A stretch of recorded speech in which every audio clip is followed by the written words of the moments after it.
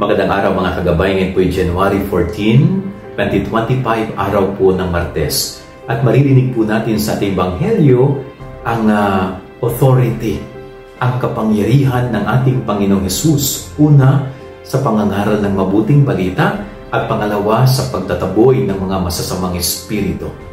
At napakaganda pong paalala itong ginagawa ng Panginoong Hesus na ito sa ating buhay. Kung si Hesus lamang ang ating titignan bilang authority sa ating buhay, kung si Hesus lamang ang papapasukin nating may kapangyarihan sa ating buhay, lahat ng mga hindi magagandang bagay na nangyayari sa ating buhay, kasama na rito yung masasamang espiritu kung meron man tayong taglay, ay tiyak na mawawala. Pag ang Diyos ang pumilos, tiyak na magkakaroon ng pagbabago. Kaya sikapin natin na ang Diyos ang palaging maghari sa ating buhay. Ang Diyos ang palaging mamahala at manguna sa ating buhay araw-araw. Yan ang ating gabay-aral ngayong maghapon. God bless po sa inyo lahat. Pagpalain kayo ng Panginoon.